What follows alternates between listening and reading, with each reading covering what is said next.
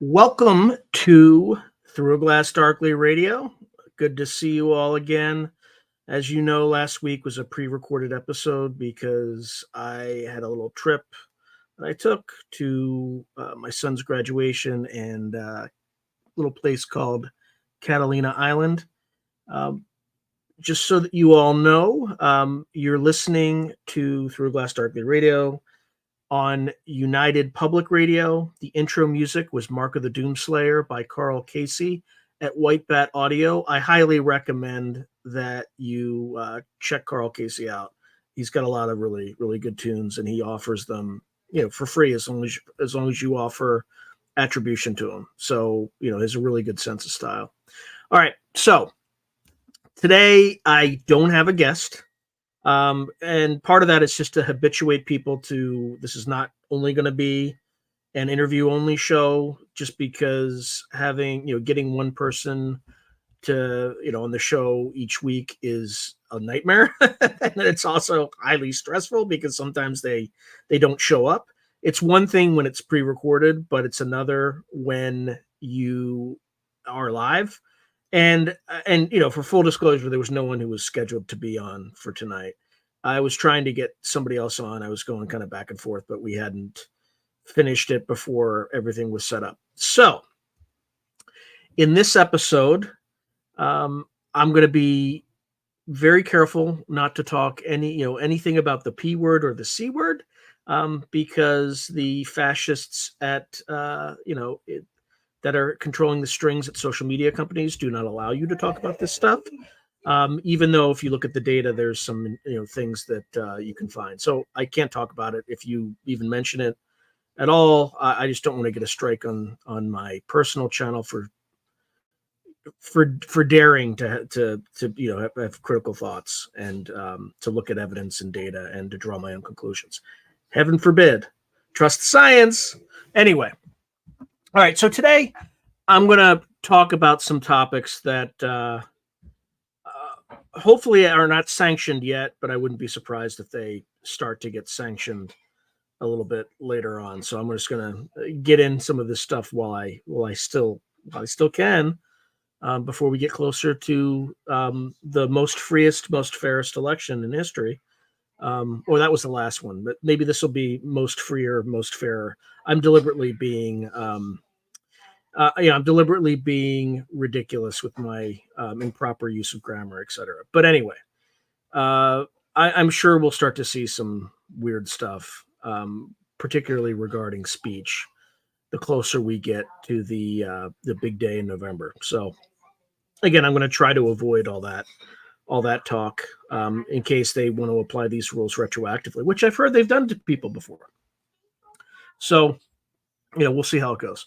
So what I want to talk about is the current geopolitical situation. I kind of want to lay that out first as a primer in order to explain why we're not getting anything from the government on disclosure, UAP stuff, all that stuff. So thank you, Big Diesel. I appreciate you. Oh, wow. Yeah. It's getting ridiculous. The use of lawfare in particular. But again, this is not a partisan comment. It's just you ought to apply the letter of the law equally across all people, not just not bend it to target your political enemies. Like that's Banana Republic stuff. It's not a good trend. And if one party does it, the other party's going to retaliate. You can be certain of that. It's just the way it works. So let's not get stupid. But in terms of the current geopolitical situation, let's start with Ukraine right now. So, I did some very quick back of the envelope stuff. There's about 300,000 Russian troops in Ukraine. According to some sources, there are only 1,000 in Belarus. I just wanted to look it up. Earlier this year, there were between, I think, 10 to 15,000. But They have left. Now, Wagner was in there for a little bit. I don't know if they're still there. So, whether or not Russia is going to have a broader offensive in the summer, they are slowly inching forward. The issue right now is, according to the Congressional Research Service, which I just recently, looked at, the average age of a Ukrainian soldier right now is about 40 years old. So you have old men fighting this way. Look, I'm older than 40, but men older than 40 aren't supposed to be fighting as grunts in a war, right? They're supposed to be, if they're not kind of in the field grade leadership class, so you're talking, majors and above, they're, they have experience, they've lived lives. If the Ukrainians are tapping into that demographic right now, it means that they're running out of men. And you don't draft 40-year-old men unless you're kind of in a serious emergency. And that's not a knock on Ukraine. It's the situation is that dire. These sort of high intensity conflicts burn through people. This is not insurgency, counterinsurgency, where you're fighting an enemy that's hiding among the populace, which has its own particular horrors. This is, if you pop your head up, a drone's going to see you and you're going to die. So a lot of it is just kind of, what we used to affectionately call the infantry earth pigs, digging in, staying underground in little kind of alcoves and in trench works and things like that, and hoping that the drones don't find you. The other thing too is the Russians obviously are also running out of equipment. The problem is they've had a stockpile they've had 70 years to build up since the end of World War II, during the Cold War, maybe 70, 80 years, let's call it. So I know we all like to joke that you see these like T-62 tanks coming in from the front, which is not great, but the Ukrainians are pretty much running out of all the old Soviet supplies and ammunition that they had following the Cold War, and now they're almost relying almost exclusively on Western equipment, which we've been supplying. And I believe we've, at least according to the Congressional Research Service, have supplied about. Let me actually make sure that I say this correctly. And now, of course, I can't find it because that's just how things work. All right, so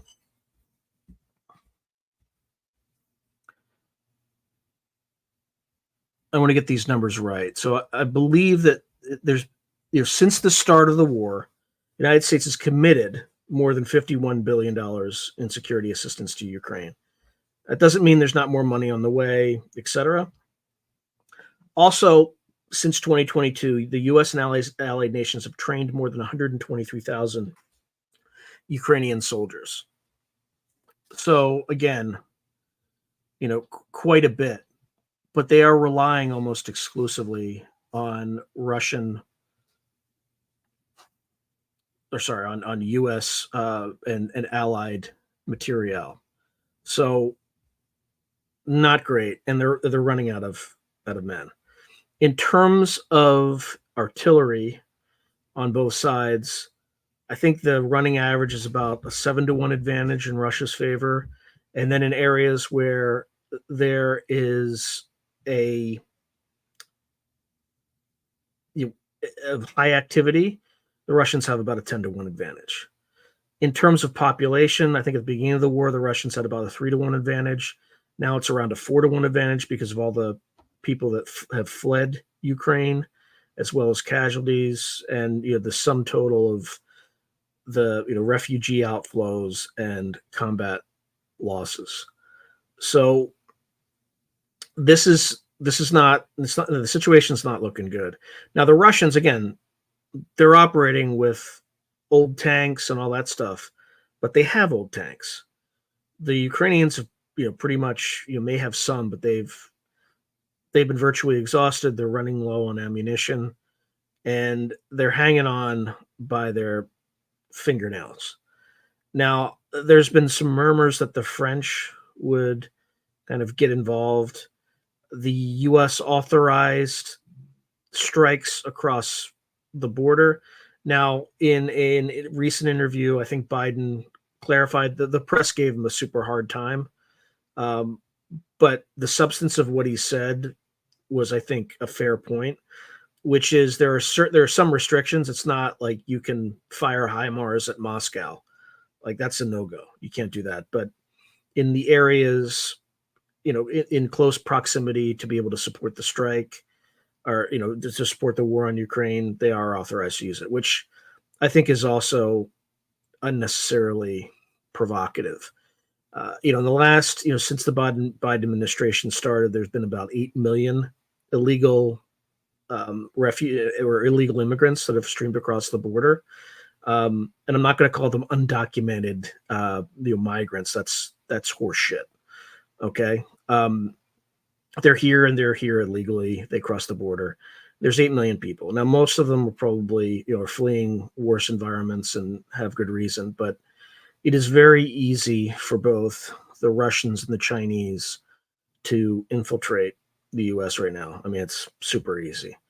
And you're already seeing signs of it. So, and I'm not saying this was the case, but when I went down to Southern California, we drove down on the way back, because, I took a side trip. My wife kind of came back up. There was a fire in close proximity to Lawrence Livermore National Laboratory, which is, located in Northern California near Tracy, California. And there was apparently a controlled burn in a boundary area between two counties. Now, the controlled burn would have been communicated to folks. It could very easily have been a total accident. It could have been caused by incompetence, but it could also have been caused by sabotage. And that would have been a great time to do it because you have plausible deniability. There was a controlled burn. It's near a major target. So at Lawrence Livermore National Laboratory, there are, to my understanding, that's kind of where they're working on fusion research, but it's also where at some point, and it could still be today, there's a lot of nuclear weaponeers that work on designing nuclear designs and things like that. So it could be a complete coincidence, but it's pretty suspicious. Back in April, there have been a number of scantily, if at all, reported ammunition plant fires in the United States. In fact, in this past April, there was a fire at the Scranton Army ammunition plant in Pennsylvania on April 15th of this year. The fire occurred in the heat treat building. It was quickly extinguished and did not result in any injuries. However, the cause of the fire is still under investigation. Okay. Add to that, a week or two ago, in a suburb in the outskirts of the Fort Liberty, kind of used to be called Fort Bragg before it became woke, area, there was a colonel who was in special forces who observed two individuals, one individual with a telephoto lens operating outside of his house, taking pictures of his children. He confronted one of the men. A second man was positioned in a vehicle, maybe 0.2 miles away or something like that. But the colonel confronted this individual and ended up shooting him. It turns out these individuals were both Chechen, which is kind of interesting. The fact that they were targeting a special forces colonel, let's imagine, again, I don't know any more details than that the special forces colonel had some hand in training Ukrainian forces, and in doing so became known to the FSB or the SVR. And I find it highly unlikely that these Chechens weren't operating at the behest of the Russian government. I don't know that for sure, but we're only scratching the surface about what's going on. I believe that allowing the Ukrainians to target anywhere inside Russia is a willful and dangerous and reckless decision by our government. I don't think it's worth triggering a response. I think Putin is entitled to a response, especially after the destruction of the Nord Stream pipeline, which, still to this day, to my knowledge, no one has claimed credit for. I would be highly surprised if it wasn't us or the British, because I don't think anybody else had the means to do it. I think it's absurd and laughable that the Russians would do something like that.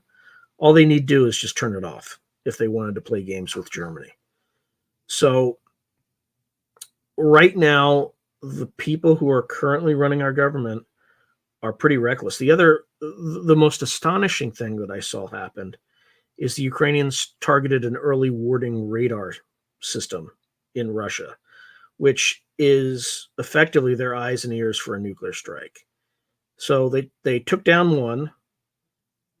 The U.S. government, responsible people in the U.S. government, would immediately clamp down on that and say, if you do that again, your funding's done. But instead, our government, from just looking at from the outside, apparently did nothing. The Ukrainians subsequently targeted two more early radar warning systems and hitting another one. So that's 2 out of 3 that they destroyed. I don't know about you, but if the Russians had done something like us, that provocative, where they blinded us with our eyes and ears to a potential nuclear strike, we would be on high alert. We would be a high DEFCON level. So the recklessness that we've been handling this situation is highly concerning to me. And I'm not currently working in that field, but I was mentored by Dr. Ash Carter, who became, several years after he mentored me, when I was at the Kennedy School, he became Obama's Secretary of Defense, one of the smartest, if not the smartest person I've ever met. This is not how he would handle this situation at all. At all. This is some frightening stuff. There are no adults at the table right now. So, and look, Putin's not a good guy, but he's the only adult at the table, as far as I can see. This is some scary stuff. So, in light of this, we should expect something, some sort of, and there's lots of stuff that's happening in the background that seems to be some sort of retaliation, but none of it's super obvious. There's also apparently been some ammunition plant sabotage operations occurring in Europe, likely by the Russians, which totally makes sense, right? This is kind of more important to the Russians than it is to us. But at the same time, our border's wide open. And we're spending a ton of money overseas, but we're not protecting Americans at all. In fact, we are making a situation even worse. If the Russians decided to push past the Dnieper River, or the Dnieper River, whatever you want to call it, which I think is probably likely where they'll culminate before the election, because I think they will likely achieve some sort of a breakthrough, but I don't think they're going to go beyond that. They're not stupid. But if they chose to, the NATO alliance is not ready for it, at least from a conventional standpoint. And the reason is back in the late 80s, we used to have 300,000 U.S. soldiers in Europe, and now it is a small fraction of that. So the only way we would be able to sustain a conflict there is a military draft, full stop. The Air Force would be the key player, but I'm also hearing reports that the Russians have significantly advanced their electronic countermeasures, and some of our weapons are being nullified. I don't know if that's true. I don't know where it is. I don't know how accurate that is, and if there's other ways that we can kind of get around that, which I'm sure there are plenty. The other thing that has happened is there's been a whole revolution in drone warfare that we missed out on. I think the Navy's probably the Navy and the Air Force are probably the most advanced on this, but the Russians and the Ukrainians have learned how to use drone warfare to great effect in ground forces. I just, just talking about, folks that I know, um, the United States military doesn't even have like a drone unit, right? They might have like a few drones attached to a battalion here and there, but they're not thinking about, at least the US Army, I can't speak about the Marine Corps, is not thinking holistically about it. So in any confrontation that we face with the Russians, if we got into a conventional conflict, my prediction would be it would be akin to a Kasserine Pass, which is at the very beginning of our first battlefield confrontation with the German army in World War II in North Africa. It was it was a huge defeat for us, right? We had to learn a lesson there. And the issue here is this isn't like the Vietnam War where the left broadly protested and was not in favor of military action, whereas the right kind of sharply saluted and kind of walked into the slaughterhouse. You're going to have a situation where the current administration has pretty much lost much of the support of veterans in the country because after they came back and served and fought, they were immediately treated like domestic terrorists and people who were considered the gravest threat, labeled all sorts of things. So the net result of that is they have zero support from veterans and their children, which is why a big reason why recruiting is down. There are other reasons that recruiting is down. A lot of younger people are using a lot more pharmaceuticals for to balance their moods, things like that. There's a lot more obesity. There's drug use, all sorts of things. But at the end of the day, even with a false flag, which at this point, I after everything I've seen in 2020, you know, everything I've seen since then, I would not put that past these people. I just wouldn't. But the bottom line is they don't have the support of the population. So any major draft for a war in Russia will encounter significant resistance from both the right and left, in my opinion. Like I'm not donating my son to some war that I mean, maybe if he was to go south and defend the border, yeah, maybe. But this has gotten out of control. We should be at the table. We should be negotiating a ceasefire and just end this bloodshed. It is senseless. It is pointless. I agreed at the very beginning with opposing kind of the naked aggression of Putin, but we bear some responsibility for that. So, constantly pushing NATO toward the Russian near abroad over the last 30 years. When the Cold War was over and we still had this alliance that was founded to counter Russia. So there's a lot of stuff that just people are blindly following these modes of an international system that probably don't make as much sense anymore. Now, look, it's not to say Putin's a good guy. Putin's not a good guy. Putin is just operating with his, where his own interests are. And what we're doing is we're playing fast and loose here.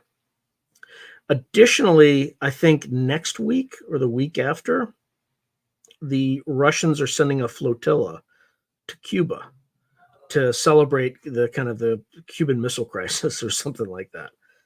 So there's lots of kind of escalatory behavior that is not productive right now.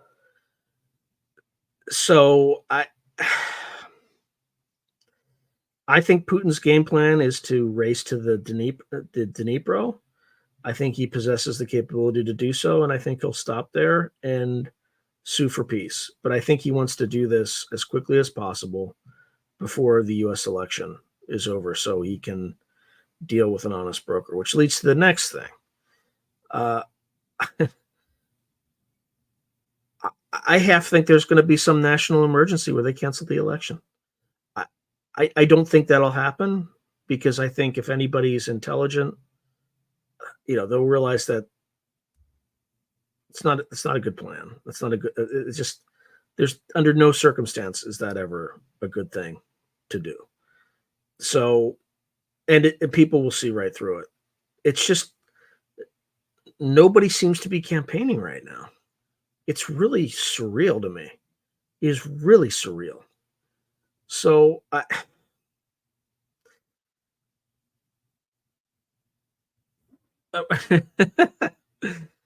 no. Well, I shouldn't say that. In the permanent bureaucracy, there's plenty of intelligent people.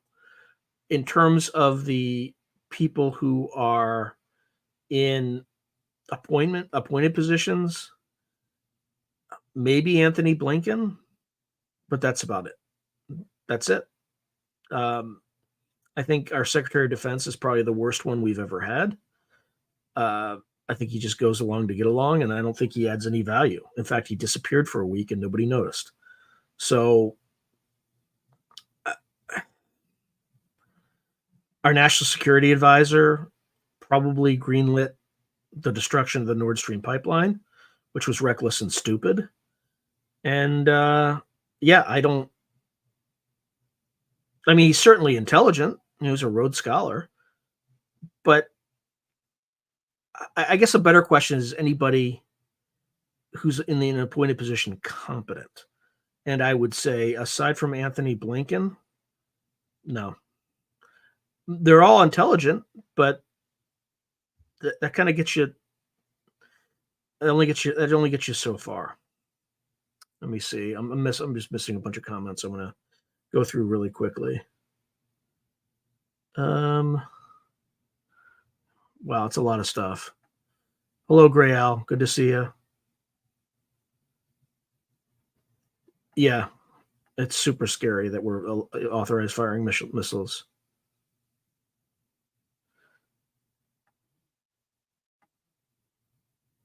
Let's see. Where's Tiffany? Yeah, I don't think anybody wants World War III, but they're going to get it if they keep acting this way.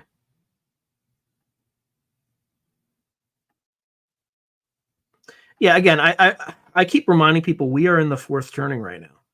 This is the time that we reach the great crisis. The last fourth turning was World War II. And we're at a period of crisis. And usually after the crisis, I think Generation X is the generation that kind of gets us through it. And then, the millennials and Gen Z are the millennials are the ones that kind of are going to remake the world order, because that's what's happening right now. In fact, de-dollarization might be at hand. I think today is the day that there was supposed to be a security agreement that was either endorsed or not endorsed by the King of Saudi Arabia or by Mohammed. I can never remember his name. It's like MS. Mohammed bin Sultan, MBS, was either supposed to confirm but there was selling oil in dollars has been a huge source of stability in the global economic system. And if barrels of oil are not denominated in dollars, that has a whole set of second order effects that are frightening to contemplate. And this group of people are the architect of this, because, it's one thing to put sanctions on Russia, which are, good, fair, and operate within the international system. But when you start seizing assets that are denominated in dollars, you undermine the credibility of denominating your assets in dollars. So, of course, Russia and China immediately started shedding them and, reducing their exposure, which is not a good thing for the dollar internationally, and could presage more inflation for the United States going forward. So there's just these people aren't doing a good job. They're just not. They they're just not managing something that, it's very delicate, it's very complex. But if you're not looking at this stuff from multiple angles, other than Russia bad, right? You can screw up the international system, and that's basically kind of what they're doing.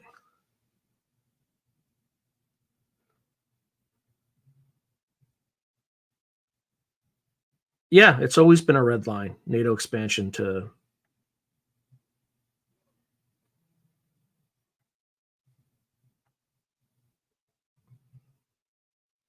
I agree that he's smarter than everybody else involved, but he wasn't that smart, right?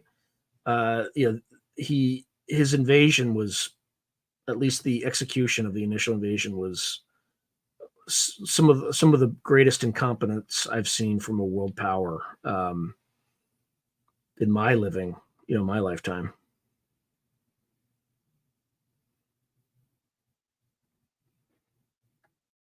Let's see.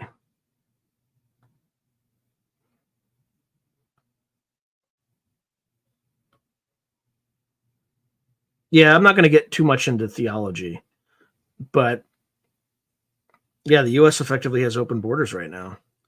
Um, Russia wants its land back, which, right or wrong, that's kind of what's happening. Um, China certainly wants Taiwan. It looks like we may have talked them off the brink, or it was just a staged exercise. But where I think we're out of the danger zone. I think on Coast to Coast, I said it was a 40% chance that they took Taiwan this year, and they didn't so far. The next window is in August. I think we're safe for a little bit. Okay.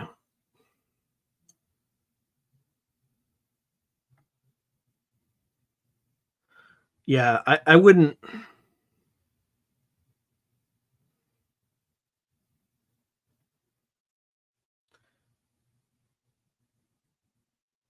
Yeah, I wouldn't say the c word. Like, I don't think there's going to be a armed domestic unrest. I don't think that's in the cards, and I hope it's not in the cards. But what you'll see, though, is you'll see broad scale resistance, right? You can have peaceful resistance in the sense that, I'm not a big fan of blocking roads and stuff like that, but people burning draft cards and things like that, like they did in Vietnam, may be in the cards. Um, or people, but I don't want to talk about this stuff on YouTube too much. I just think there'll be peaceful resistance to all this stuff. I don't think they could credibly start shipping people to Russia. I mean, it just, what a waste. What a waste. It's just stupid.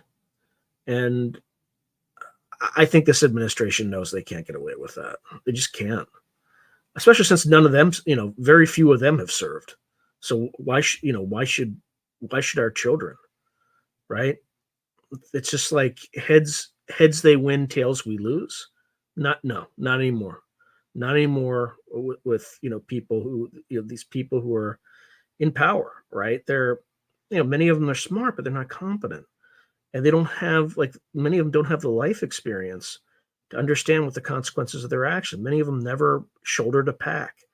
Many of them never, had their feet bleeding from just, rucking for hours on end, and marching, and training, and kind of going through all that. It's just, we just have the wrong, like, and this is not a Republican or Democratic thing. I mean, the Republicans in the House just passed an anti-Semitism law. Look, anti-Semitism is bad. You shouldn't do that. But if you're working with an employee, and you use the word hag, and they start saying that's a 16th century word that is a anti-Semitic slur, right? Like, if that bill were to pass the Senate, you could be accused of committing a felony now. Like, when did we get to this insanity? I mean, literally, as soon as I heard that, uh, I used to be pretty pro Israel, but after I heard that, I'm like, Israel's now like getting involved in our domestic politics to the point where they're sanctioning our, American speech. Good luck in your war, because I'm no longer behind you, right? I'm not behind the Palestinians. I'm not behind Hamas. Like, just do what you're going to do to each other. I won't have nothing to do with it, because anybody who sanctions my speech is not a friend of mine. So anyway, I'm not going to get too much into that, but just there's a lot of things in the international order right now that are changing and that are breaking down. So, like I said, what happened on October 7th was horrific, and Hamas should be destroyed, but it's not our fight anymore. We've been fighting for Israel for the last 20 years, fighting their wars in Iraq, fighting their wars in the Middle East. Enough. Fight your own wars. Fight your own wars. Especially if you're going to sanction my speech after my generation fought them for you. Okay, let's see where we are. Yes, it's very frustrating. Yeah, I think there's going to be an election. I just can't. But every time I think that, like, you see this lawfare stuff, it's absurd. It's absolute insanity.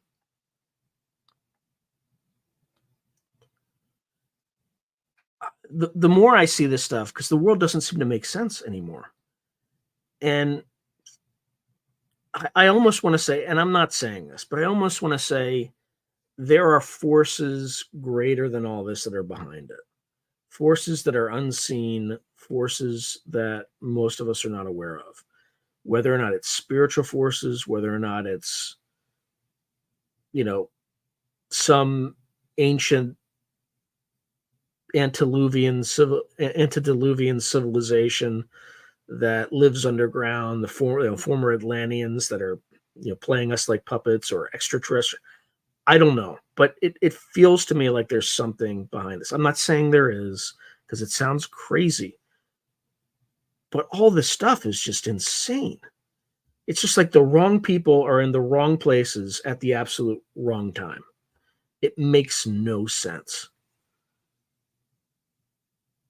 But yeah, Tiffany, when you say I feel like they are purposely destroying us, I don't think they are, but it certainly feels that way. Oh, no worries, Tessa Marie. Always good to see you. Well, I'm making. By the way, if you just joined us, man, I blew through like the first 50. No, it's not 40 minutes, but I blew through.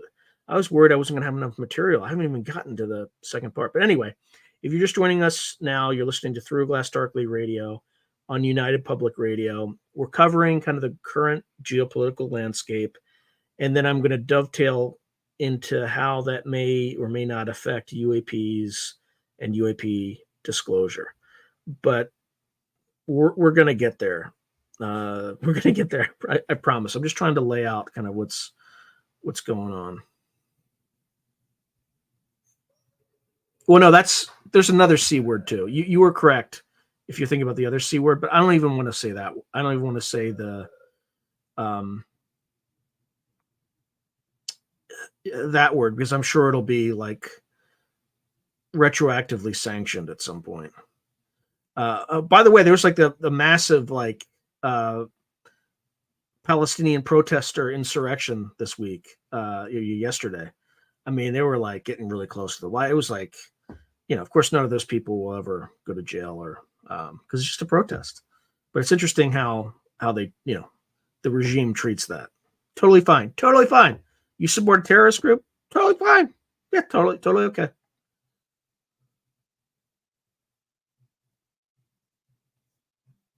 Yeah. So Tiffany, again, very wise. You are very wise. I'm just going to read what Tiffany had to say. The problem is every time we think they won't do something because it's so obviously stupid, they end up crossing that line and doing exactly that. That's how I feel every single day. It's just like you can't possibly be thinking that that's a smart idea. What are you doing? Yeah, they're good that way. They're very adept at that. So you got to give credit where credit's due. I, I'm I'm not a religious man, Area 51, but I'm starting to believe that. I'm really starting to believe that. Whatever demonic means, right? It could be influenced by a foreign country. It could mean actual demons. It could mean non-human intelligences. In fact, I think it that could be a potential thing because these people just aren't behaving rationally. It's almost everything is just super reactive. It doesn't make any sense. So just going back to this, the international situation, like I said, I'm worried. I think we're running up $1 trillion of debt every 30 days, something like that. We've drawn down the Strategic Petroleum Reserve. I think we're starting to build that back up a little bit. Now, I don't know about this case. I think I've been talking about how we're not really building kind of or rebuilding the manufacturing base. I just watched an interview with Peter Zion. I haven't been able to look at his statistics or vet it, but he claims that we've actually been reindustrializing at the fastest rate in history. So I think somebody's obviously noticed the problem. He said something to the effect he expects welders to, make more than college graduates will in the first 5 years of their, post college education, educations.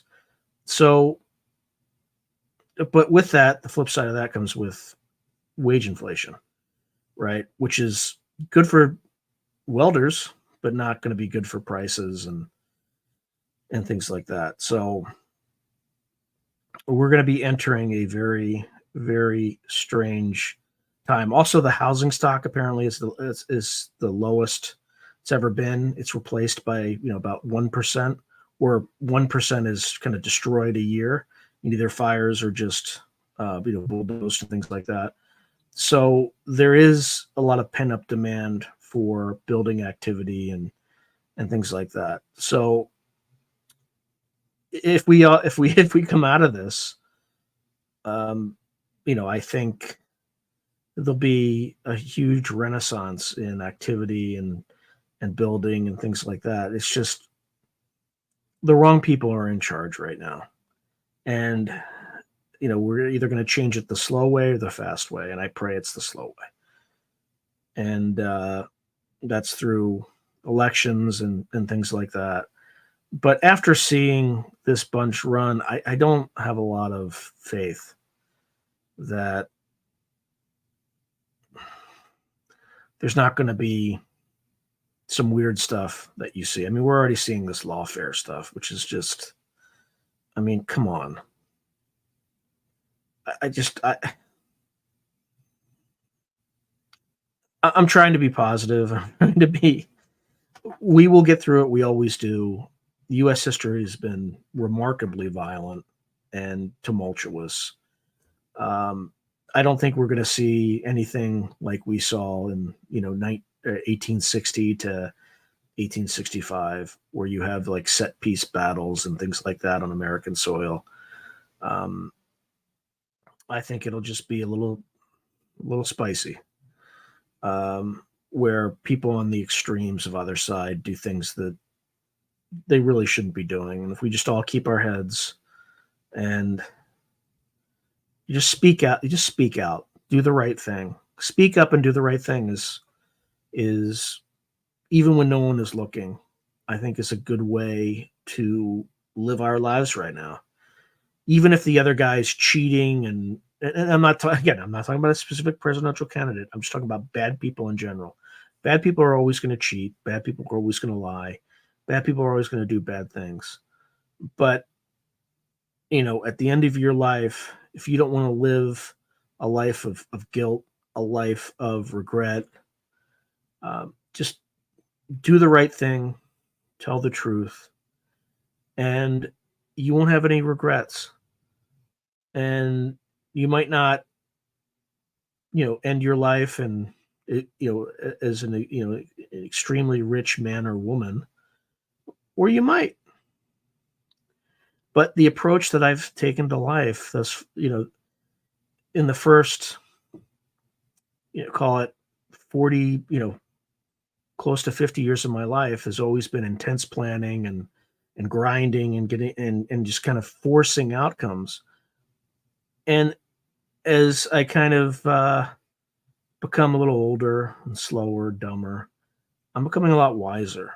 And what I've realized is sometimes you have to go with the flow and opportunities just start to come. Like I've started to experience that once I just kind of let go. That doesn't mean that you shouldn't work hard. It doesn't mean that you should stop dreaming and doing things. But sometimes if things aren't meant to be, they're not meant to be. And we all participate in a grand tapestry in our lives. And if you kind of look back on the paths that you've all traveled, many of you wouldn't have predicted where you are right now. There have been chance encounters. You've met people that have pushed you along in different ways. And sometimes your intuition is going to be superior to your intellect, right? So I think the Romans called it intuitus and intellectus were kind of the two modes of decision making. So, all right,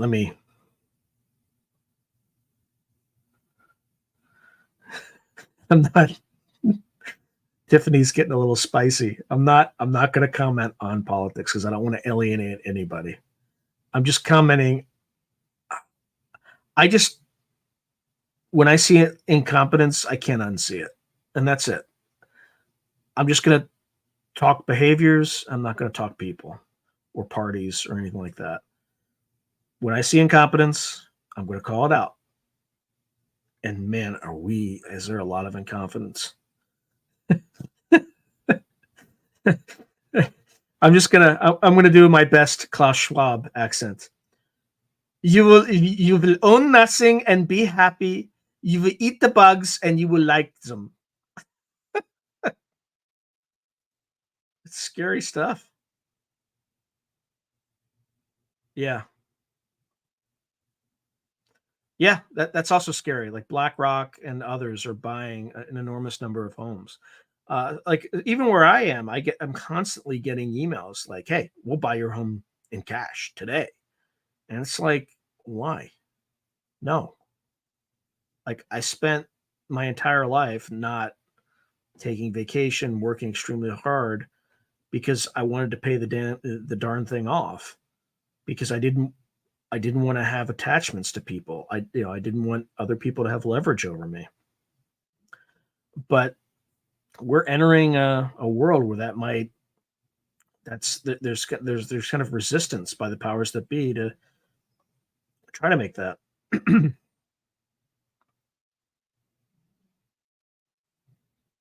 Yeah, yeah. Although I don't know if they're doing it consciously.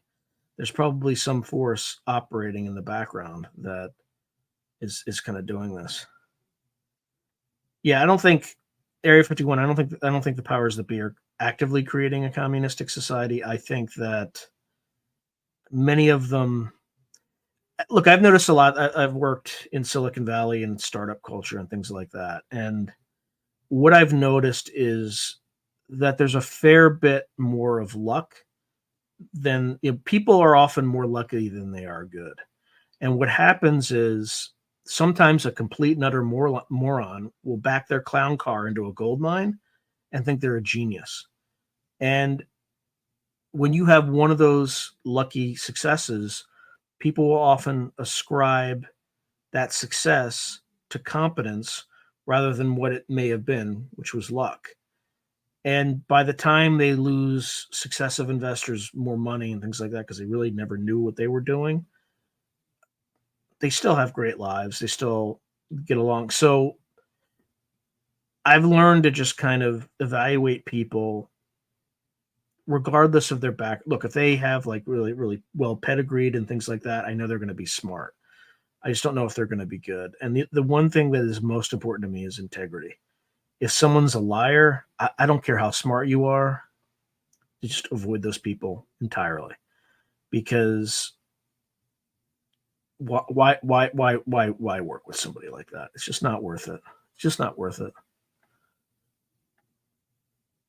All right, so that's kind of the landscape that we have in Europe right now. In the United States, we already talked about there's 8 million people who are floating around the United States. I think Biden just recently is going to put a cap on the number coming in, but apparently a prior Homeland Security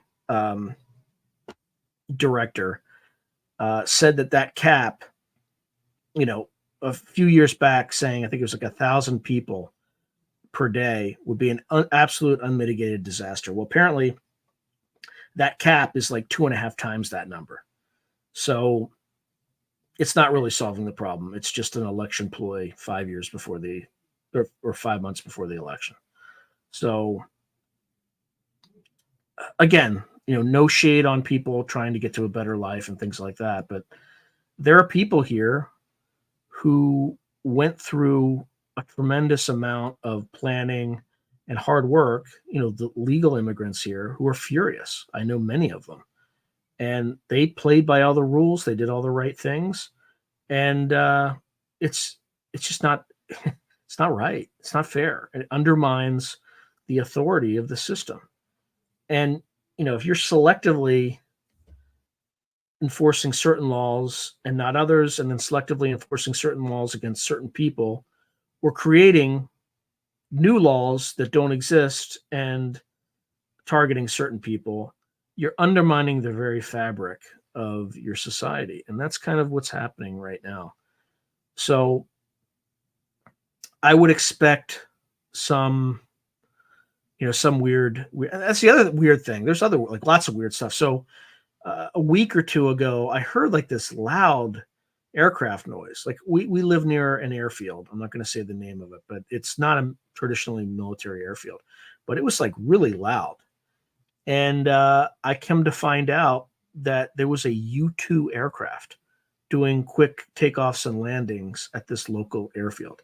Now, this is not like a big international airfield, just where kind of people can get on jets and things like that to get their destination quicker. But it's not like a major airport like SFO or Oakland or whatever. But it's a small airfield. But it's just, there's a lot of bizarre things that are happening like that. So for what it's worth, and additionally, like, they're cracking down on, so like, here's another example of incompetence. So Scott Ritter, okay? Scott Ritter is a Russian propagandist. I mean, but he makes good points sometimes. Okay, but he's clearly a Russian propagandist. So he goes, I don't know if it was several months ago or whatever, but he delivers a speech to a group of Chechens in Russia, right? He speaks to them in Russian, which is just, come on, dude. What are you doing? Okay, regardless of that, somebody like that, if they're going back to Russia to do something like that, just let them go. Just let them go. It's ridiculous. But they seized his passport and wouldn't let him go. All that conveys is that it's just a signal of weakness. The guy is harmless. He's harmless. In fact, he looks like a fool for doing that. But the moment that you seize his passport and sanction him, makes people like me go, wait, what's he doing? Maybe I should pay more attention to him. Because whatever he's doing is obviously a threat to something, this shouldn't be a threat. As a Russian propagandist, does that mean stuff he's saying is correct? That the powers that be here don't want people to know? I think I need to listen more carefully. So it's just things like that. They're just stupid. Like, just let it go. Same thing with Alex Jones. They're like seizing a studio. Why? The guy is like, he's not a threat. Why are you making him into a threat? It's just and all this stuff kind of happened in the same week. Like, why are you like cutting down on free speech? It just makes your hand look weaker and weaker and weaker. So I'm gonna have to drink my coffee because it's getting cold. But what do you all think?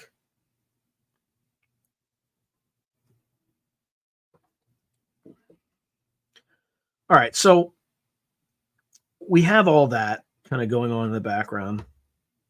We talked a little bit about China. China, I think, is on the verge of like a commercial real estate crisis. We're probably on the verge of a commercial real estate crisis, just albeit less.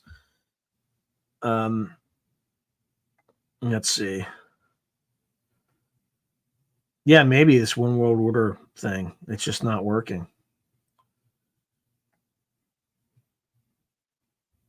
Yeah, I think ever since the advent of the internet, the powers that be were able to tightly control what the populace, what information the population received. There was a consensus on what everyone knew, and with the internet, that started breaking down, and it made these people, these power mongers, worried, and they should be worried because if they're running things and they're not making the right decisions, they should be replaced. Right? That's how our system's supposed to work. So that's kind of the broad environment that we find ourselves in as we kind of dovetail into the UAP topic. So yeah, I'm not going to mention that word or that event, but like to call something like that an insurrection where no one is armed is patently absurd. It's just on the face of it. And I think history will show that unless these kind of totalitarian forces that are bearing down on us in every direction have their way and they erase the history. Riots are always bad. People who committed violence in those riots should be treated that way. But there are people who weren't even present who have 22-year jail sentences. Like that's just it's unconscionable. It's just unconscionable. So like I said, I'm not gonna go into it too much because I don't want to be personally targeted because that's what some of these there was a federal organization that was spying on Catholics in church. Have you ever heard of a Catholic suicide bomber? I mean, like ever? What? Why? Why are you doing that? Where's the threat? Why are we wasting resources on domestic folks when we have Chinese police stations forming all around US cities, right? I'm sure the FBI is working on that. For sure, they're working on that. But maybe direct those resources there. Maybe direct those resources to the 8 million illegal immigrants that we have in our country that could pose a potential threat, particularly from state sponsors like Russia or China. Maybe focus on that instead of Catholics. I mean, as a Catholic myself, I find that extremely offensive. So the world is topsy-turvy, but you have your faith, you have your religion, you know what's right, you know what's wrong, and just I keep repeating this, but always do the right thing. Always do the right thing. And you may be persecuted, you may be sanctioned for it, but always speak the truth and always do the right thing. And in the end, everything will be okay. It might get dicey for a little bit, but treat your fellow man the way that you want to be treated. The golden rule. Treat everyone the same, even people who are frankly probably evil.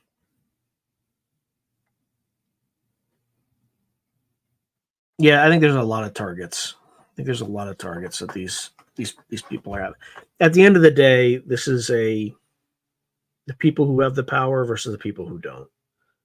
people who just want to live their lives, don't want to be controlled, don't want to be told what to do, just want to be left alone. And there's a certain type of psychopath that just has to get into everything, has to have some sense of like, oh, I get to tell. People are just having power trips. And those aren't the people that you want in charge. You want people who are in charge who want to serve. And frankly, watching how this lawfare situation has been developing, why would you ever want to be a politician? I mean, like the upside. I mean, the upside. Maybe you can insider trade legally in Congress, but if we had the right leaders, they would shut that down tomorrow. But nobody is. It's kind of interesting, isn't it? It's rather interesting. Why don't they have the votes for that? That's something they should have the votes for, because it's not right. Like it is patently wrong. But otherwise, if you go into the political sphere, you're opening yourself up to utter penury and bankruptcy, because these people will destroy you. They'll attack every mistake that you made. They'll pull every skeleton in your closet out. So qualified people don't want to even begin to subject themselves to that kind of nonsense. So it will be it'll be interesting. Yeah. Yeah, going after parents at school board meetings. Seriously, that happened. That happened in the United States of America, like a year or two ago. Going after parents exercising their constitutional duty of freedom of assembly. Were investigated. For what? For what? Unconscionable.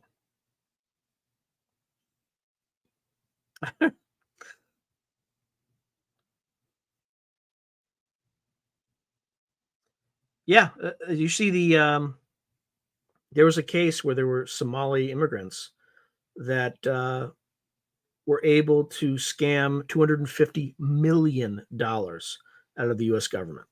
250 million, a quarter of $1 billion. I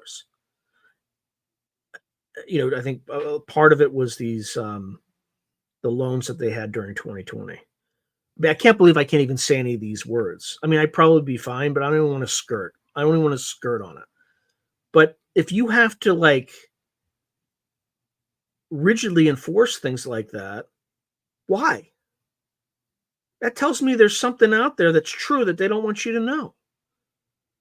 Either that or they're so fundamentally incompetent and so misunderstand human behavior that they shouldn't be in charge anyway.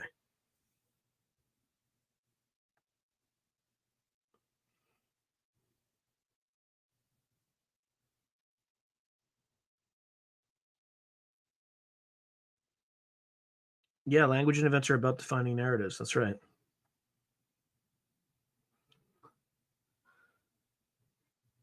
Well, I mean, that's the thing. Like, I think people see that, and I don't think it influences them at all.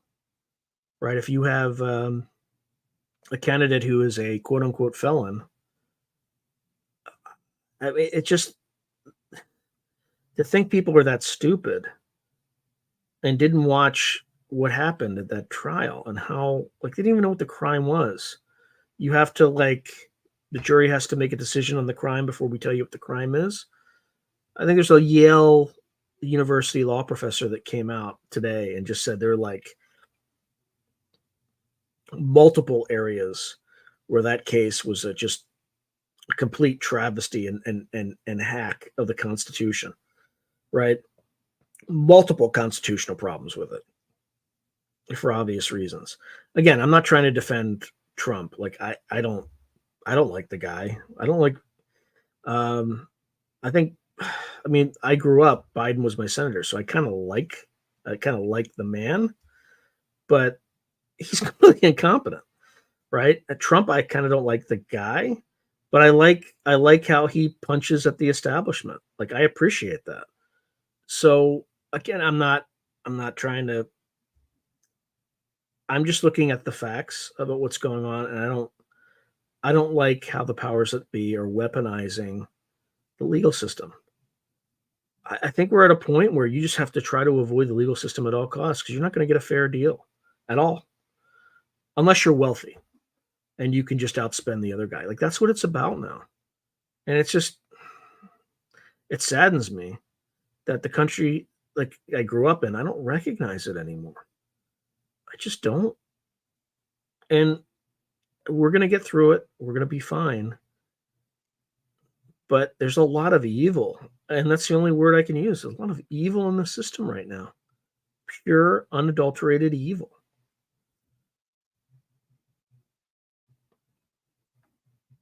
Yeah, I'm not touching that. My vote is always a vote against somebody.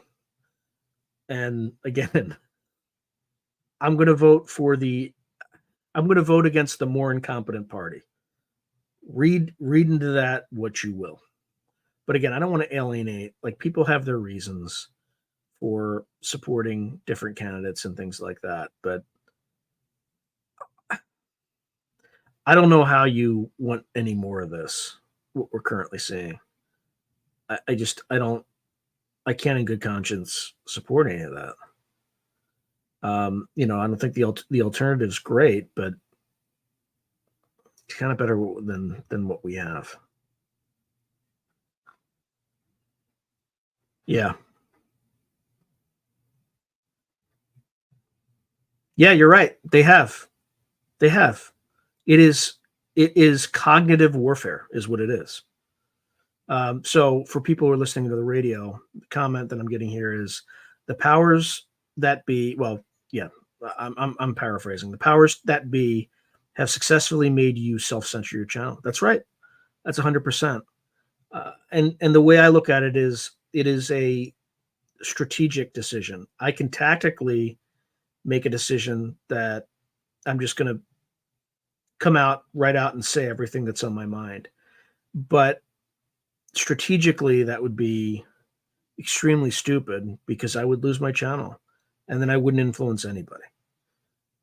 But if I'm careful and I speak with logic and reason, I don't put out stuff that's not true or that I don't believe to be true because God knows it's very difficult to figure out what's true nowadays, then I can reach more people and I can make a difference. But I think it's very important that to eschew violence at any and all steps, avoid it, avoid places where it's happening. Because if you're on the wrong side of this, these people will destroy your lives, even if you didn't do anything wrong, even if you just defended yourself. Like there was a U.S. Army soldier who probably had his life destroyed did prison time for 3 years because some Antifa protester pointed an AK-7 at him at his car, and the guy shot him, killed him, defended himself.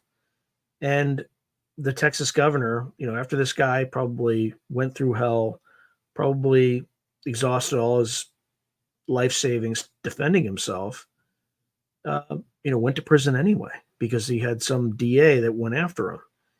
And at the end of the day, he was pardoned, but he's kind of been out of the system. He probably spent 2 years kind of defending himself, 3 years in prison. How's he going to find a job? Who's going to hire him?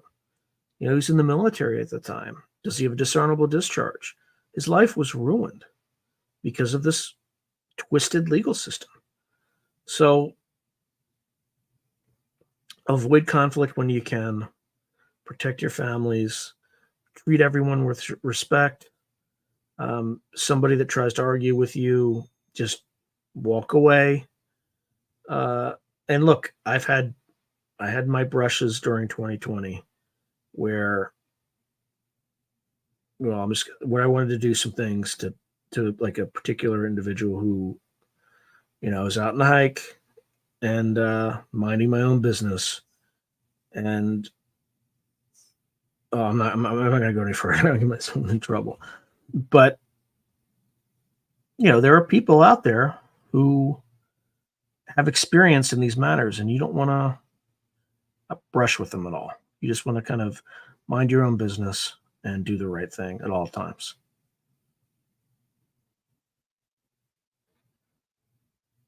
Yeah, but that's what it does, though. So I'm going to read what Area 51 says. The psychological indoctrination runs deep. If you're awoken, if you've awoken and go against the system, you're penalized and or terrorized silently. Yeah, you have to. Something like that happened in my last role, and it changed me forever. Like I mean, if I mean, I've said this many times. Like, I am not a proponent of DEI. It to me, it means didn't earn it, and we're seeing it now. We're seeing the I have nothing against finding qualified people of all walks of life to get into certain roles, but when you mandate it, you start to elevate, and you're working in a corporation. You're going to fill those slots, right? Regardless of quality. So what's happening is we're elevating some people who aren't ready for some of these positions. And as a result, you're starting to see planes fall out of the sky. You're starting to see a broad level of incompetence across all sectors of the U.S. economy. And unfortunately, we're going to see this for a little bit longer, but the tide is starting to turn. Uh, but it's not right. It's not right. And again, I'm not going to go into it too much, but I'm certainly going to speak out against it because things like that have impacted me personally in my life in the past. And it's wrong. It creates a ton of resentment. It fuels racism. It does all sorts of things and that are not good for people. And I'm a proponent of judging each individual by their own individual talents and character. And that's it. I don't care. I don't care who you are, where you're from. I just care, can you get the job done? And you either can or you can't. And if you can't, you're gone. It's as simple as that with me.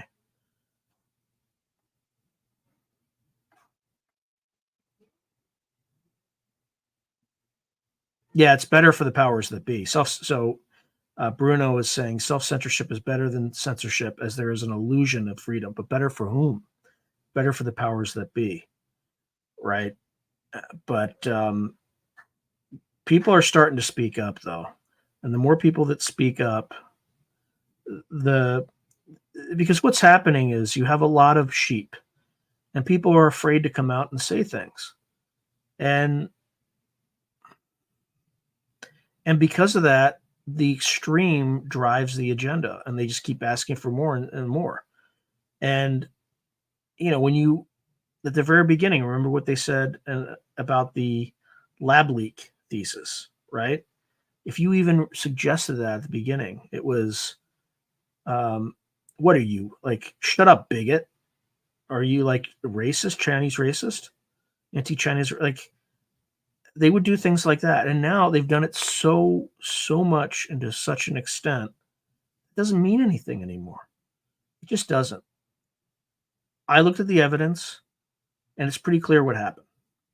I'm not going to talk about it anymore, but it's just an example of kind of the neuro linguistic programming that these powers that be are doing. Uh, and it's starting to break down. They're starting to, they're losing their grip right now, as they should, because they don't deserve to be running things. They're not competent. Yeah, people's feelings now mean more than quality anything. Right. They don't mean anything to me. It's binary. You either did your job or you don't. Fuck your feelings. Right? So, and again, you want to be polite to people. You always want to do the right thing. But if you say the wrong, like, I don't care what your pronouns are, right? Like, if you want me to call you a certain thing, I'll be respectful and call you a certain thing. But if you're going to cost me for making a mistake, fuck you. I gotta watch with the language because apparently I'm allowed to talk that way, but I gotta keep it. I gotta keep it a little bit. Yeah, that's probably right. In the near future, you'll have to pay extra, subscribe to fly in a plane that is safe and regulated to a higher standard. Yeah, thank God for X. Thank God for Twitter, X, whatever you want to call it. because until Elon Musk took over, they were actually doing things that were hugely anti-free speech. And they had very close ties with governmental organizations, right? Uh, which there's some level of that's probably required, right? You don't want Russian infiltrators or Chinese infiltrators messing with your social media, but still, it was pretty bad. I mean, when you report a factual story as a major newspaper like the New York Post did, to deplatform the New York Post, a major newspaper, for publishing a factual story, like a story that today nobody disagrees with the facts on. But back then, a bunch of former intelligence officials lied, literally lied to the American people, and said, "Oh yeah, it's a Russian hoax. This laptop, it's a Russian." They lied, and nobody disputes that today. And people like Brennan haven't apologized. So, and they were asked directly, "Would you like to apologize for that?" No, no, because to them, undermining the very fabric of a democracy is worth the price of getting rid of one particular candidate. That's not how it works, people. I don't care how odious somebody may be. You're only going to make them more popular by doing that. And that's all that's happening right now. So sunlight is always the best disinfectant.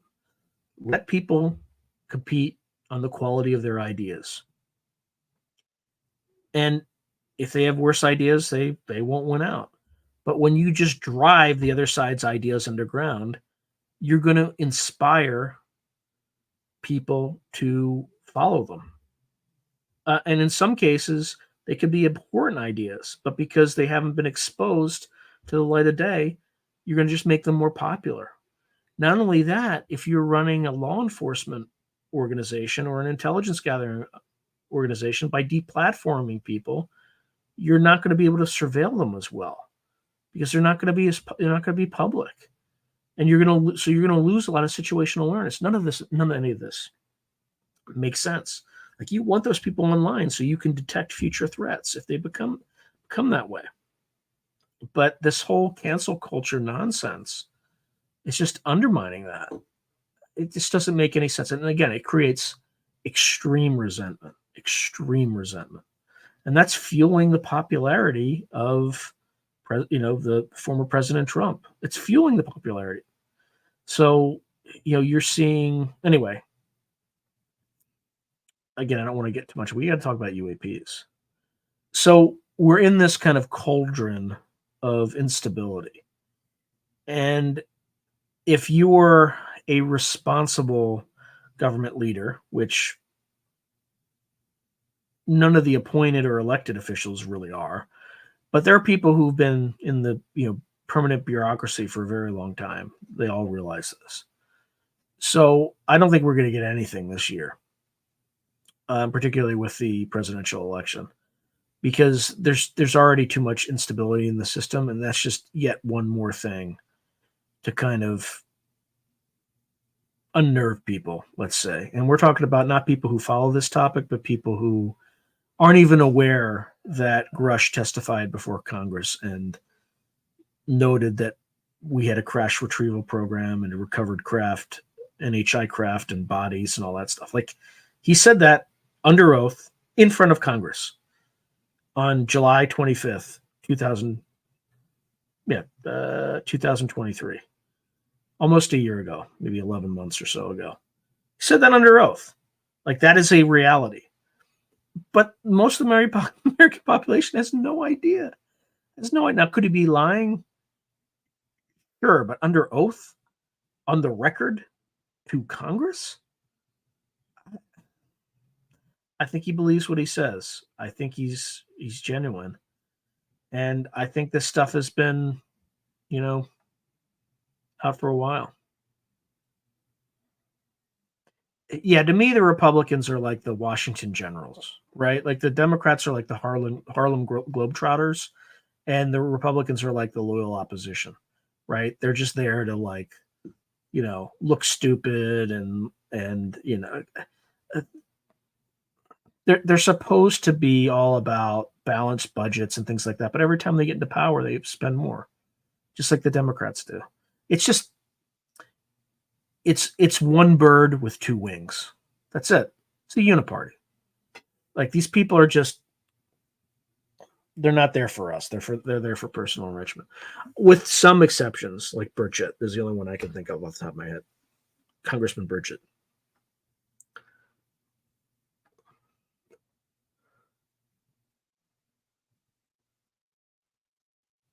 Yeah, we never will get answers, right? There are some prominent officials in 2020 who should be held accountable, but they never will. I'm not going to mention their names. All know who I'm talking about, right? Officials who funded organizations, who funded other organizations, who funded the development of awful things that leaked. No one's ever going to be held accountable for that, and that's why our system's broken. Full stop. Full stop. So I don't think we're going to get anything from our government now. NHIs, they too have a vote. The question, though, is they could have revealed themselves at any time in history. Why haven't they? Why haven't they come out? So I think part of this is going to be intensely personal for people. I think many people are seeing signs, many people are looking inward. And with me, it's been very plausibly deniable. Weird stuff happens. We talked about animal science and stuff like that. I'll give you.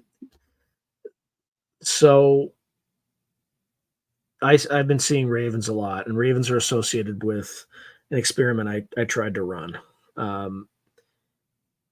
And I'll get into more of this in my live stream on the channel later this week. But I saw they were showing up all over the place this past week, and I think they're for a reason. But I'll give you a quick story. So I was in the airport. I had to drop off a rental car. I was trying to find my wife. I couldn't find her. I had her on my, find my iPhone, but it doesn't update fast enough to know if you're walking in the right direction, stuff like that. So I was kind of lost. And this raven flies up to a post, squawks at me very visibly, and then flies in a direction. So I'm like, okay. So I went in that direction.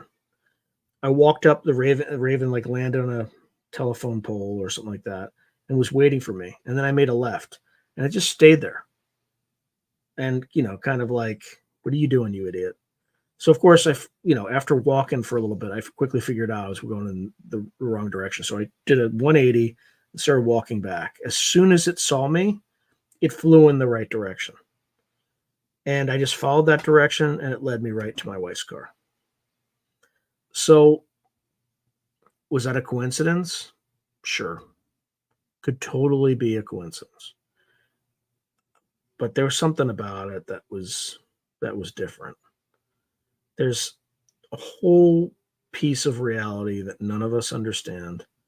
And I think this is a time in history where there's going to be a great revival in this sort of stuff. Religion, spiritualism, whatever you want to call it. And we'll see. But just listen more carefully to that intuition that you have inside you. Listen more carefully. If you're religious, pray.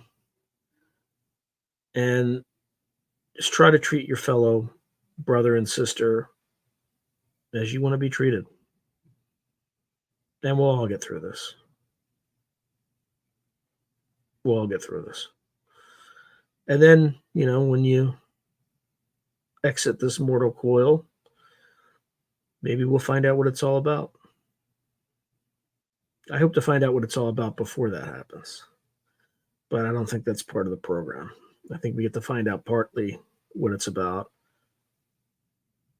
and not partly what it's about. So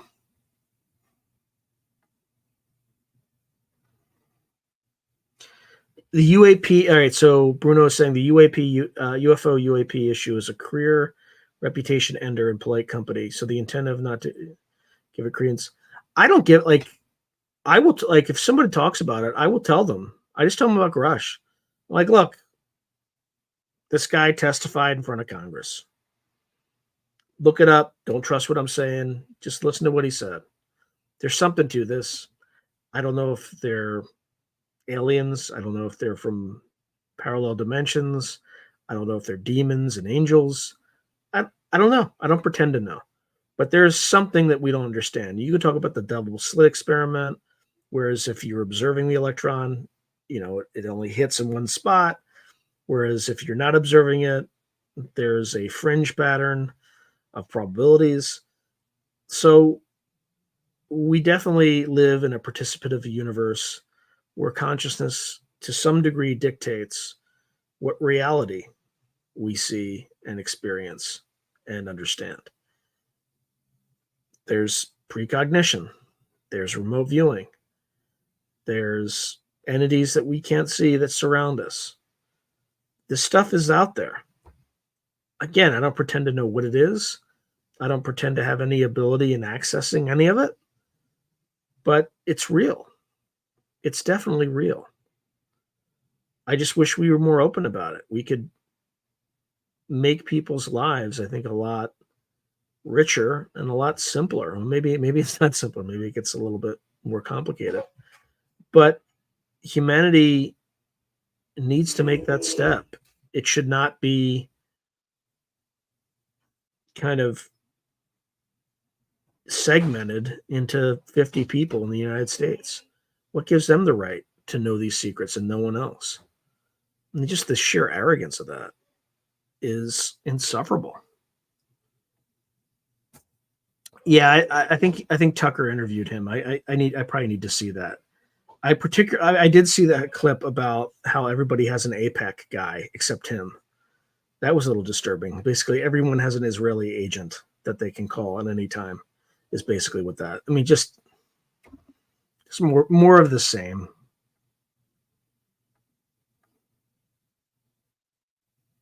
He could be a plant. He absolutely could be.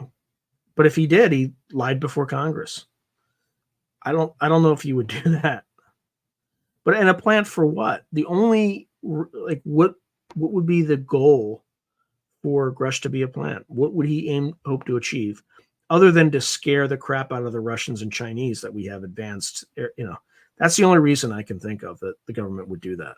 Otherwise, there's no reason, and they can do that more effectively than putting someone's reputation at risk and risking prison time than that.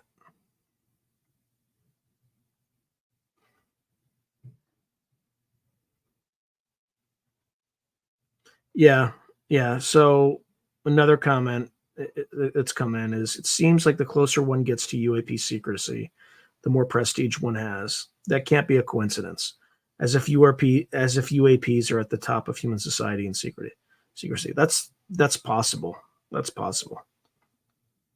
Yeah, but Justin asks, misinformation for what though? Other than the whole Chinese thing, like, it doesn't. Why you wouldn't just do that to do that, right? You would have a whole operation with a desired end state and all that stuff. Like, these people just don't do random things to do random things. Yeah, they could be demonic entities for sure, and they could be angelic entities, or both. It could be a mixture of both.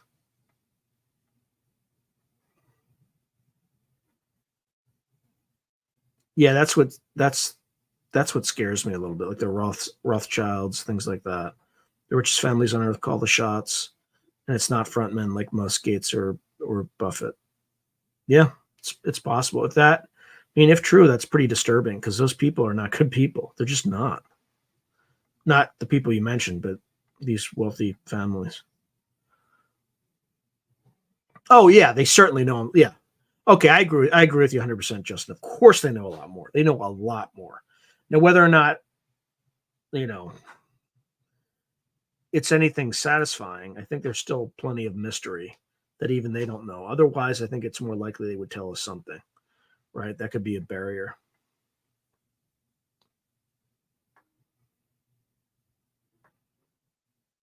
Yeah, so John Smith is saying advanced technology is being hidden that was probably reverse engineered from alien craft. The tech would be life changing if allowed into the civilian market. Sure. But I think it's probably more complicated than that. It could be that the disruptions caused by introduction of that technology wholesale could cause it could have a tremendous number of ripple effects that are difficult to predict, like a random walk, like the drunkard's walk or whatever it's called, right? You can't predict a priori what's going to happen if that genie is unleashed. So maybe they're slowly seeding it. Maybe, I don't know, right? But I don't think that's a good excuse. I'd rather just have this stuff out in the open. Look, we have this, this, and this.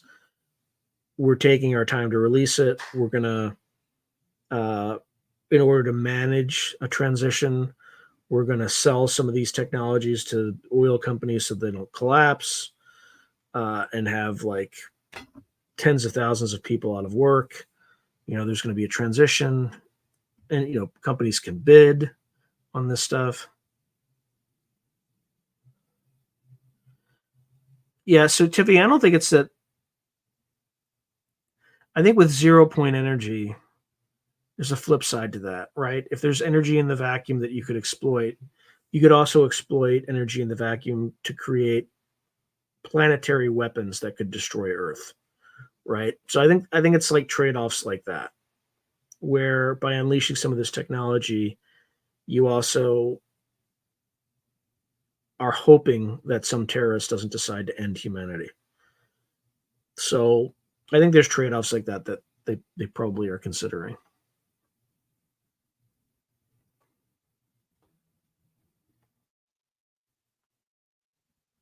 Yeah, maybe.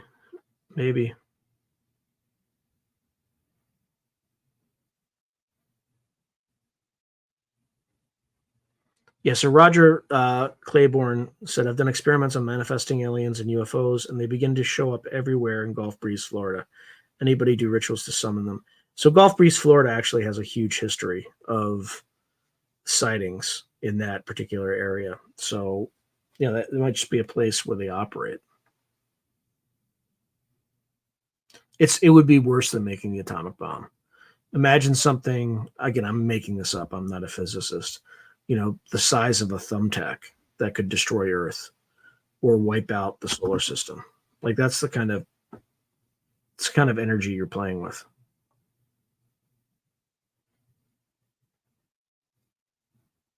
Interesting. Yeah, I think I've tried that whole CE5 protocol 3 times. I never really got it. I was never successful at it. Other than I tried it, I did it on the outskirts of Skinwalker Ranch too.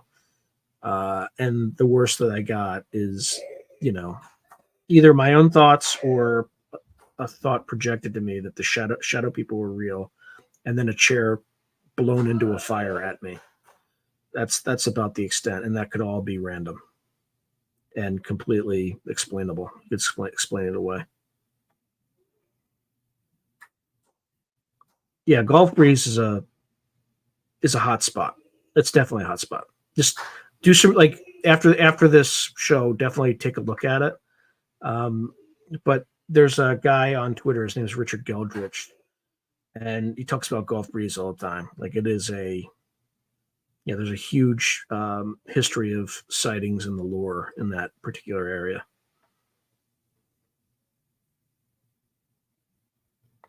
All right, so I think we're going to be left with kind of nothing to show for disclosure unless we get into some cataclysmic confrontation with Russia and China, or Russia or China.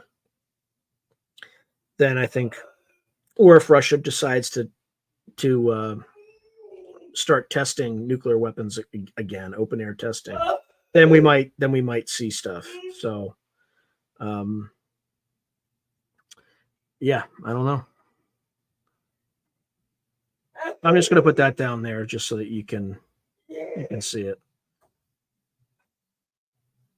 So if you're enjoying this and you aren't subscribed, uh, I figure we're almost 2 hours in.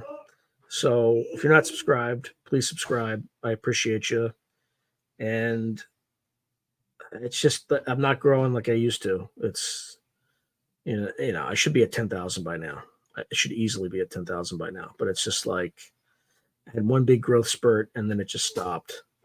So just slow grind, slow grind. So any support from that standpoint, I would appreciate it. Anyway, without going too much into that. So I think that's kind of where we are right now. I think we're slowly muddying through. Carl Nell had his, without a doubt, these things are real, but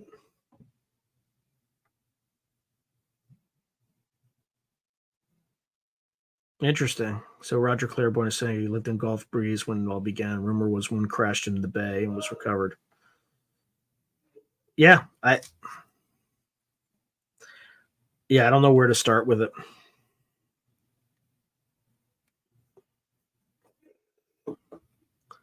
Oh, here's another one. I missed that. Pensacola. That makes sense. I want to say Pensacola. I think there's like it's where pilots train. I think there's like a nuclear power school. The Navy's nuclear power school is near there. So anything nuclear, they're going to be all over, right? There's a high correlation.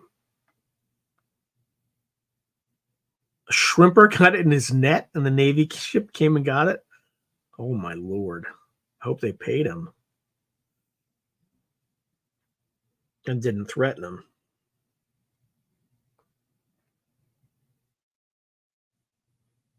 Yeah. So in terms of, and I think like reports of abductions and things like that have all kind of come down across the board. So I don't know what's going on. Although like the Catholic Church is reporting more and more exorcisms to the point where they've had to start training people in the United States, whereas they only used to have to do it in Rome. You saw that whole episode. There's 2 episodes I did with Jerry Merzinski. He was a psychoanalyst, worked with schizophrenics, paranoid schizophrenics. We're still primitive in many ways. And I think through scientific inquiry, but also other ways of study and understanding, I think we need to take this stuff a lot more seriously. And I think there's been a concerted effort from the powers that be to kind of stifle it a little bit. I don't quite know why. I think that's the biggest mystery. Oh, yeah. Somebody's saying, did you know Dr. Sean Patrick worked for the CIA starting in 2005? I mean, no, but it doesn't surprise me. I mean, Arrow is a counterintelligence operation. There's no doubt. There's no doubt in my mind, right? The whole purpose of that is not disclosure. It's to entrap people who are leakers and who are trying to or potentially disclosing current programs and things like that. That's why they make people sign an NDA and stuff like that when they tell their story, right? Because they got you. So I'm not one of those people who gets upset by Kirkpatrick. He's just doing his job. It's whoever's in the background and directing that these sort of operations happen is the person that I have a bone to pick with, right? Because it's all about power. They're not protecting us by keeping people ignorant and in the dark. They're just not. It's not honest. It's not good. It's not wholesome for the country, and it's outside the constitutional authority, right? It's extra constitutional.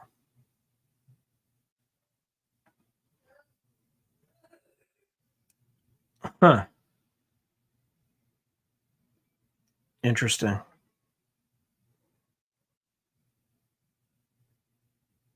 Yeah, so John Smith is writing, I believe loss of time is actually abduction, and I have firsthand experiences, but I cannot prove it.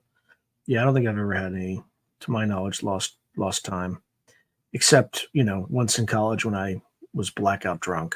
But I I blame that on the alcohol.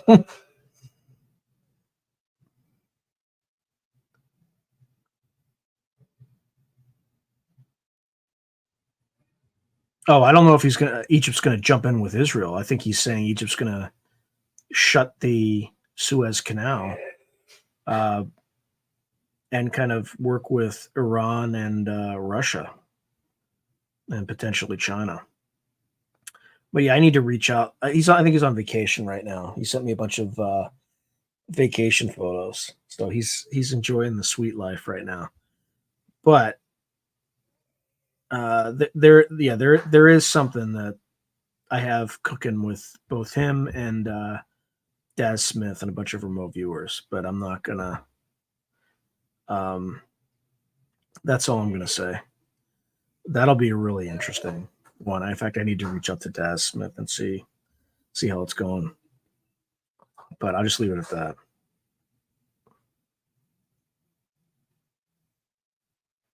Yeah, military bases do start cover rumors a lot.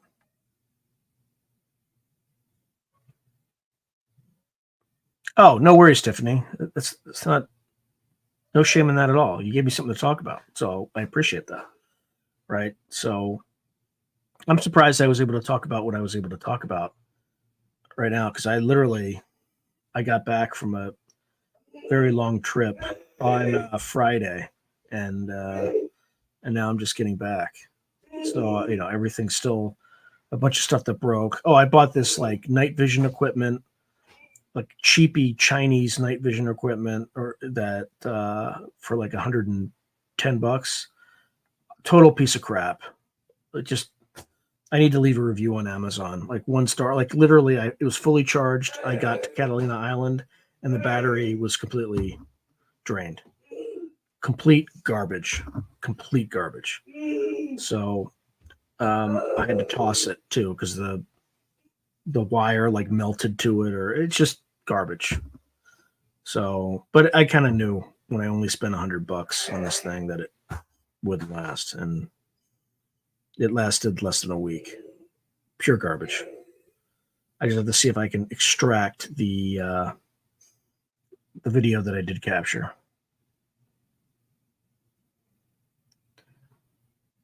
I have,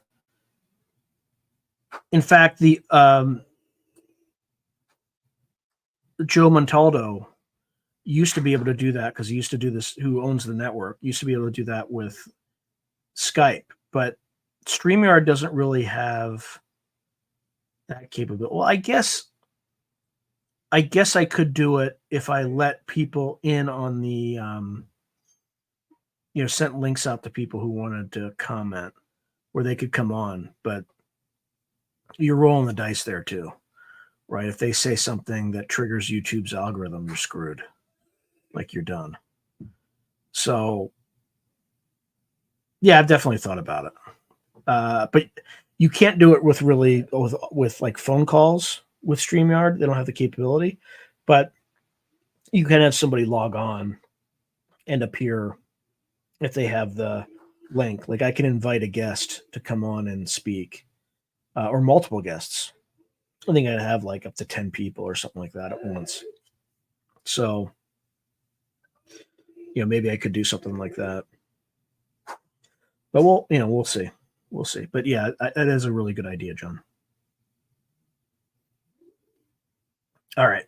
So I keep saying this, but I don't think we're going to see anything. It'll be interesting to see if we see anything from the NHI though. That is what'll be interesting. We just have to get through.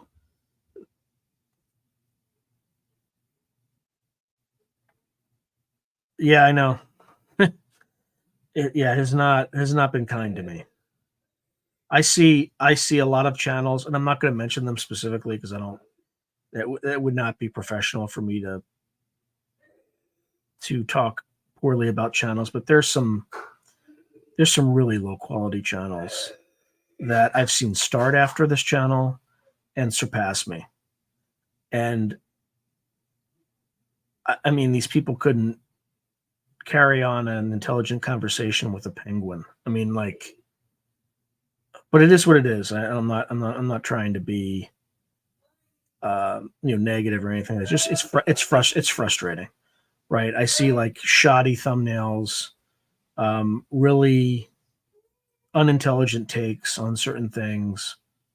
And, they just, the algorithm just pushes them along. And it could be that, they're, whatever it is, they're doing something right. They're doing something that the algorithm likes. Whatever I'm doing, maybe I cover maybe I'm not just narrowly focused on UAPs. That's probably part of it. But I think the more we learn about the phenomenon, we're going to understand that it's not that narrowly defined. So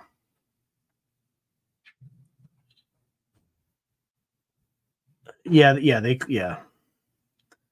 I'm just, like I said, I just try to avoid those topics altogether, or I just dance around them. And I try not to say any words that an AI will pick up. Right. So, and I think the episode 17, which you can find on Patreon, when I say episode 13, or sorry, 17 of Through a Glass Darkly Radio, you can, if you join as just a member, which costs nothing, on my Patreon account, you can watch that whole episode and find out because YouTube booted it off, because I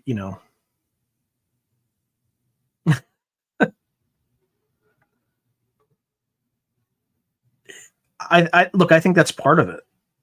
And not to toot my own horn, but there are people that I've spoken to who you'll never see on YouTube, but they'll be like professors at.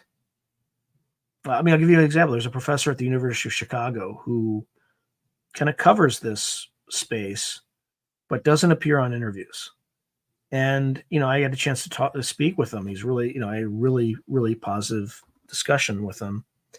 And people like that watch this channel, like really people who are way more educated than I am. Right? I didn't get a PhD. In fact, when I asked Dr. Carter if I should get a PhD, and he just told me, you'd be wasting your time. You have what you need. You don't need to. So, but I kind of always wanted to do that. And it's probably too late in life for me to go through the bother, but I'm hoping my son kind of has the financial resources to do that. Because look, I'm the son of two teachers. My dad was a math teacher. My mother was an elementary school teacher. And when I got into Stanford, I scared the crap out of them. Like, my dad was pissed, right? Like, most, and not to throw shit on my dad, he was just scared to death because he couldn't afford it. He couldn't afford to put me through it. And I said, don't worry. Like, the Army's going to pay for 80% of it. I have a few other scholarships that, from with the state and the federal government, that, the only help I'll need is for room and board. I got the rest of it.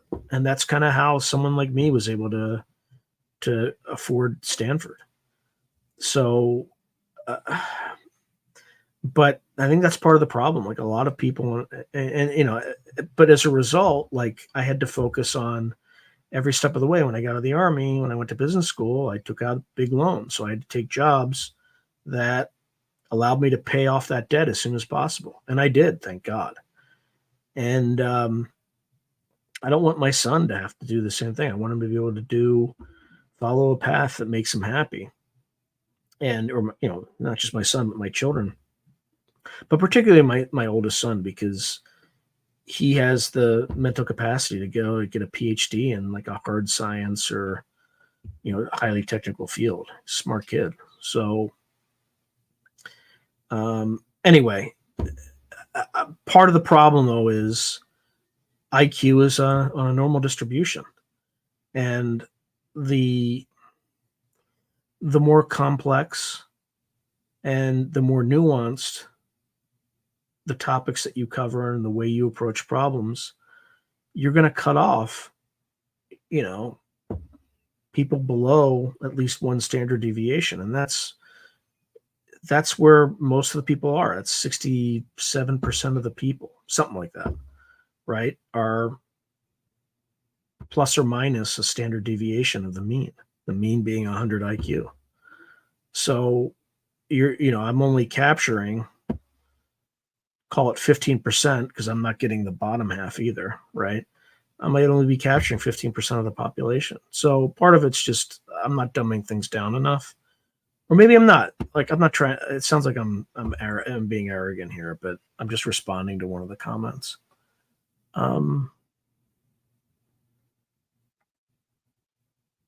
Yeah, I mean, being a jerk kind of helps in the short run. In the long run, it doesn't.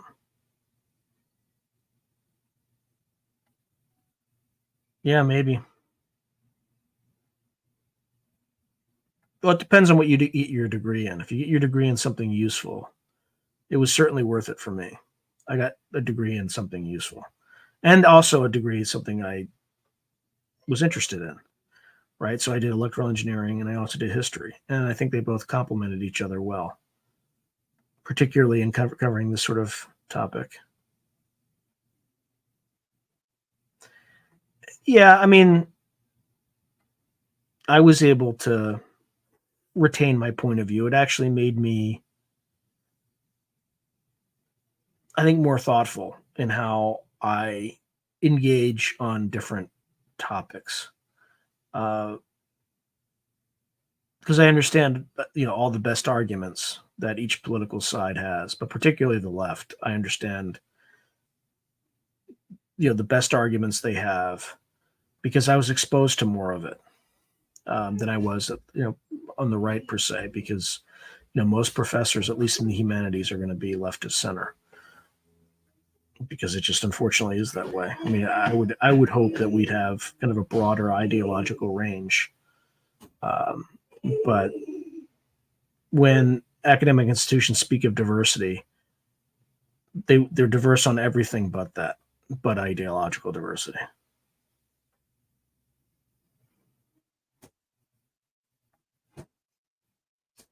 Yep. To the victors go the spoils. History is written by the victors. That's right. Area 51.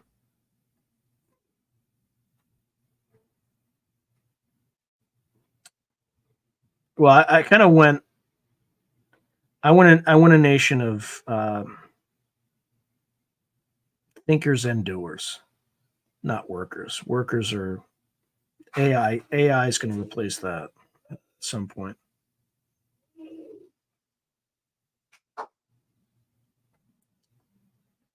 All right. So to sum it up, I don't think we're going to get anything this year. I think we're just going to continue to get dribbles unless the NHI decides to vote, which they probably won't, as they haven't, unless we're about to destroy ourselves. In which case, depending on their motivation, maybe that's what they want. Maybe it's not what they want. Hard to tell. And some of us just never see the stuff. So I still don't know if it's real because I've never had an unambiguous experience that would indicate one way or the other. The best I could do was the iTV, the Apple TV unplugged thing. That was weird. But that's the weirdest it's gotten. And I don't know how to explain it, but I have no idea what phenomenon would have caused something like that. Where I leave the room and I come back and it's unplugged.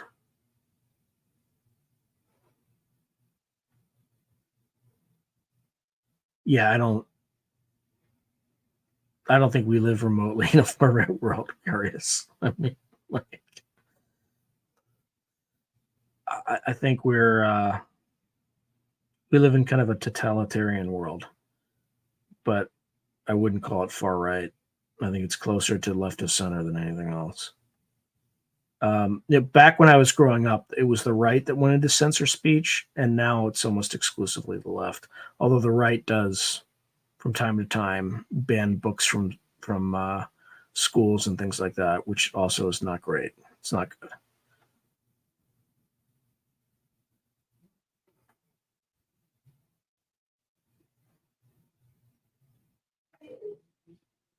Interesting. So Roger Claiborne is reporting in Gulf Breeze, I saw a bright light outside my house, and when I went out to investigate, it left before I saw it. But neighbor ran up and said it was UFO. Yeah, I believe that. I believe that. I think you have to go to certain places. But like I was just in Catalina and I didn't see anything. I saw nothing. There is a place on Catalina Island though where people it's like in the southwest corner, the highest part called Black Diamond, and we asked a bunch of locals, and they said like that's a place that gets really eerie at night there, whatever that means. And there were locals who did report sightings. So there's something to it, but when I was there, I didn't see anything. Yeah, it's probably not a coincidence. I mean, that's what Steve Mera will tell you about. So Roger Claiborne is writing earlier that day. I did a summoning ritual talking about coincidence. Mera will tell you that's kind of the quick way to establish communications with NHI. It's also the most dangerous way.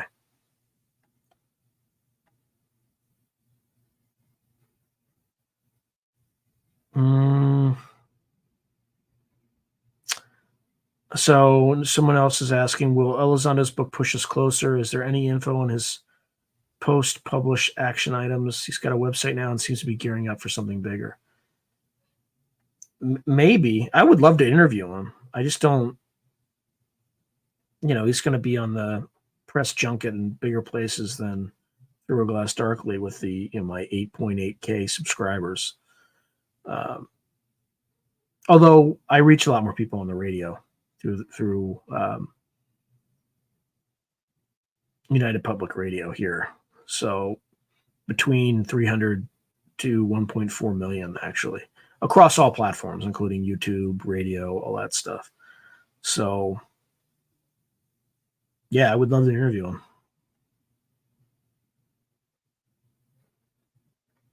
Yeah, Bruno, very wise words from Bruno.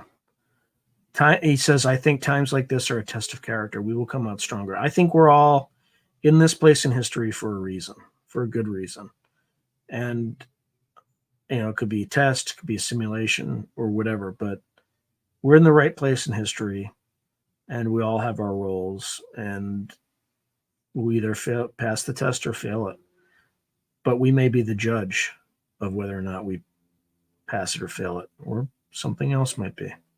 I don't know.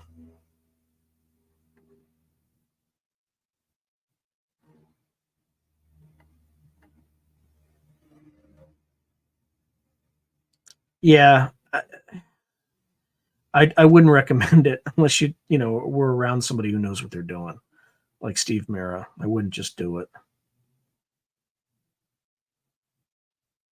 Yeah, some people might be monitored, but don't know why or don't know what. All right, folks. I think we are at the end of our scheduled programming. So it was an absolute pleasure, as always. Thank you for sticking with me. If you've enjoyed tonight's festivities, click like, subscribe, and you'll be notified every time something comes out. So I appreciate you. And yeah, Garius, wise words as well. We're facing a new world. Absolutely. Thank you, Bruno. I'll see you all on the flip side. I'll see you later this week. I have my monthly live stream on my regular YouTube programming. So thanks, everyone. And see you all soon.